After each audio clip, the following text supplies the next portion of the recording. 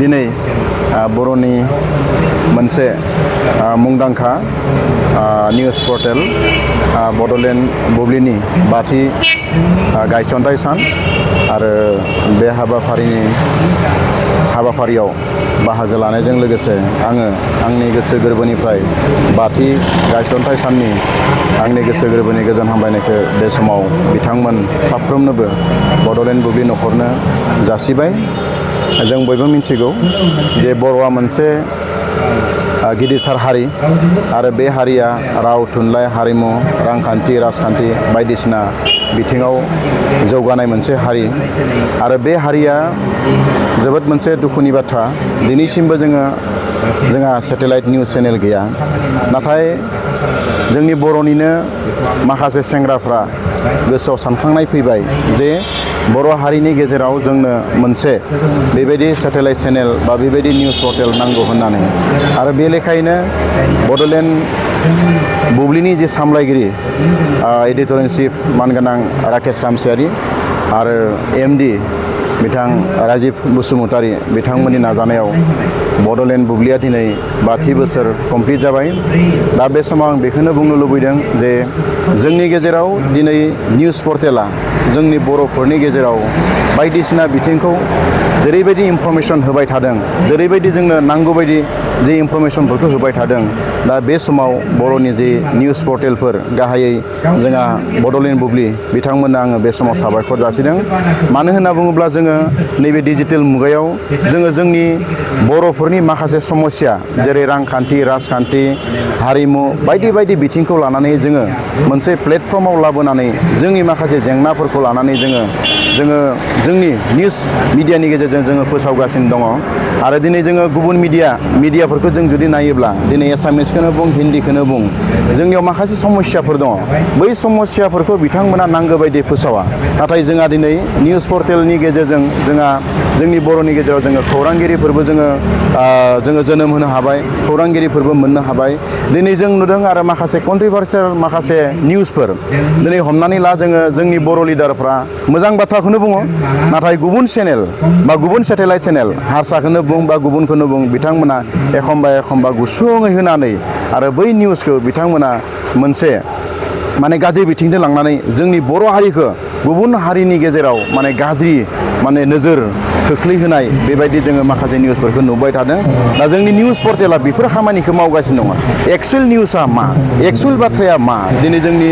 बर'नि जे निउज पर्टेलफोर बिथांमोना दिनै फोसावगासिनो दङ। दा बेनिखायनो साबायखर जासिदों आरो दिनै आं नैबे समाव आं एसे बुंनो लुबैदों निउज पर्टेलनि दैदेनगिरि बा फोसावगिरि नोंथांमोनखौबो आं खावलायनो लुबैदों जाहाथे नोंथांमोना बेफोर निउसखौ फोसावाब्लाबो जायो होननानै आरो फोसावब्लाबो नोंथांमोना एसे खमै फोसावब्ला आं जोबोद गोजोननाय मोनगोन। बे जाबाय मा दिनै जोंनि दैदेनगिरिफोरखौ राजनितिकनि मुङाव गुबुन हारिनि मानसिफ्रा ओरैबायदि जिगु रायगासिनो दङ। दिनै हाग्रामाखौबो रायगासिनो दङ दिनै प्रमद बर'खौ रायगासिनो दङ सानसुमाखौबो रायगासिनो दङ बा गुबुन जोंनि दैदेनगिरिफोरखौ रायगासिनो दङ। नाथाय जों बे बाथ्राखौ साननांगोन जे हाग्रामानि जे कन्ट्रिबिउसन प्रमद बर'नि जे कन्ट्रिबिउसन बा सोरबा दिनै अनजुलि दैमारिनि कन्ट्रिबिउसन बा दिनै जों सानसुमा खुंगुर बैसोमुथिनि कन्ट्रिबिउसन बैफोर बाथ्राखौबो जोङो साननांगोन। दा बेवहाय जोंनि गेजेराव जों माबा मोनसे जाद्लायनाया जोंनि खोथा नाथाय बे बाथ्राखौ दिनै एसामिसाव बुंनाय लोगो लोगो हारसायाव बुंनाय लोगो लोगो बियो आसाम नाङैनो बियो मोनसे ओरैबायदि मोनसे पाब्लिसिटि जायो। दा जोंनि निउज पर्टेलनि गेजेरजों मोनसे गल्डेन चान्स गल्डेन स्कप जों होबाय थादों जे जोंनि न'खरनि जि जेंनाफोर जोङो गाव सावरायलायबाय थादों। नाथाय बै बाथ्राखौनो माखासे मानसिफ्रा दिनै एसामिसाव बुंनानै जोंनि लिडारफोरखौ मान सनमान गैयै बायदि जेरैबायदि हारसा माने लेंगुवेजजों हारसा रावजों रायनानै जोंनि दैदेनगिरि जोंनि बिथांमोनखौ आं बिथांमोन साथाम साब्रैनि नामखौल' बुंदों गुबुन दैदेनगिरिनि मुंफोरखौबो मख' बिथांमोना जाबायदि रायगासिनो दङ। दा बेफोर जोबोद दुखु गोनां बाथ्रा आरो जुदि बेबायदि निउसआ एसामिसाव जुदि फैयोब्ला एसामिस लेंगुवेजाव फैयोबा नाथाय माने बेफोर निउसफोरखौ जाहाथे जोंनि निउसनि दैदेनगिरि बिथांमोना जाहाथे खमै फोसावो हाग्रामाखौ रायनायखौनो बुं बा सोरबा प्रमोटर बर' रायनायखौनो बुं जोंनि बर' लिडारफोर रायनाया बेलेग बाथ्रा बा जोंनि बर' सोरबा रायनाया बेलेग बाथ्रा नाथाय गुबुन हारिनि मानसिया जुदि बिदि रायोबा बेफोर निउसखौ होयैआनो मोजां मानोना जोंनि इयुन जेनेरेसना जोंनि लिडार होनना बुङोबा सोर दिनै प्रमोद बर' हाग्रामा महिलारि अनजुलि दैमारि दिनै सानसुमा खुंगुर बसुमतारि दिनै माने गबिन्द बसुमतारि बिथांमोनानो जोंनि दैदेनगिरि दा बिथांमोनखौ दिनै जुगे जुगे रायनाय जितु निउसफोर बेखौ एबा जोंनि जेनेरेसना सोरखौ रेसपेक्ट खालामगोन जोंनि गेजेराव दैदेनगिरिया दिपेन बर'आनो जोंनि गेजेराव दैदेनगिरिया दिनै सोरबा तरेन बर'आनो जोंनि गेजेरनि बर'नि दैदेनगिरिफोरा दिनै जोंनि राजखान्थिनि दैदेनगिरिफोरानो मोनसे समनि माने बिथांमोना सोरबा एनडिएफबिनि दैदेनगिरिमोन सोरबा एबसुनि दैदेनगिरिमोन सोरबा बिथांमोना माने बर' साहित्य सभानि दैदेनगिरिमोन दिनै बिथांमोना पलिटिकेलाव फैबाय होनब्लानो जे बिथांमोनखौ जानला मानला बुंनांगौ बे खोथायाथ' जोंनि जेब्लाबो माने गनायथाव नङा दा ओंखायनो आङो नैबे समाव नोंथांमोननि चेनेलनि गेजेरजों आं बेखौ खावलायनो लुबैदों आरो मोनसे खोथा जे जोङो निउस दामोब्ला जोंखौ एखमबा माने ओरैबायदि खालामो दा खायफा जोंनि बर'नि दैदेनगिरिफोर दङ बिथांमोना जोंखौ दा माने केस होनाय जि मोनसे कालसार बे जाबोदों आरो दा निउसआ हमना ला सासे मानसिया जोंनो बुंदों जों बे निउसखौसो फोसावदों बेयो जोंनि मादाय बिथांखौ केस जोंहा बेवहाय बुंनांगौ गैया नाथाय चेनेलनि सायावबो माखासे जोंनि थौले गोसोनि जोंखौ माने गाज्रि नोजोरजों नायग्रा बिथांमोना मा खालामदों दायो दा बै माने चेनेलनि चेनेलफोरखौबो केस होफानायखौ जों नुनो मोनदों दा बेखौ जोङो अल बड' डिजिटेल जार्नाल एस'सिएशननिफ्राय गुरै खावलायदों नोंथांमोना जुदि जोंनि चेनेलफ्रा बेबायदि गाज्रि खामानि मावोबा आंजों कन्टेक्ट खालामहर गाहायनि आथारिजों कन्टेक्ट खालामहर आरो जायफ्रा जोंनि एगेन्स्टआव बेबायदि माने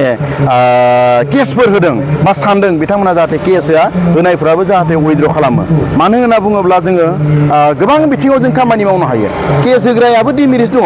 बिथांखौबो जोङो अनेक माने बायदिसिना खालामनानै बिथांनिबो जों एगेन्स्ट माने निउस खालामनो हायो नाथाय जोंनिया जाबाय मा जों बेफोरखौ जों माब्लाबाबो साना जों माब्लाबाबो अननाय निउस खालामा मालाबाबो जोङो नंखाय निउसखौ फोसावा दा बेनिखायनो आं रिकुवेस्ट खालामदो जे जाय निउसखौ जेरैबायदि बुंदों जों बेबायदिनो फोसावदों जाय निउसखौ जेरै होदों बिदिनो दा बेखौ जोङो माबा मोनसे खालामनानै फोसावदोंबा बे आलादा खोथा दा ओंखायनो आङो नैबे समाव बेखिनि खावलाय गाव गावनि देहाखौ गोग्गो आरो गोख्रों खालामनो गोसो गुदुं लाइमोन एबा सुबुंफोरनि थाखाय मोजां खौरां क'क्राझार सोहोरनि खोदोमथलायाव लानानै फैदों फिट सिटी मुंनि मोनसे जिम सेन्टार सोरांस्रि नार्जारिनि गोदानै बेखेवजानाय फिट सिटी मुंनि जिम सेन्टाराव फैनानै नोंथाङा नोंथांनि देहाखौ गोग्गो आरो गोख्रों खालामना लादो अब्ला मानोथो गोबाव खालामखो नोंथाङा थाबैनो फिट सिटीआव एडमिसन लाहैदो आबुंसिनै मिन्थिनो थाखाय 7896710934 नङाब्ला 9706677961 मबाइल नम्बराव कल खालामनो हागोन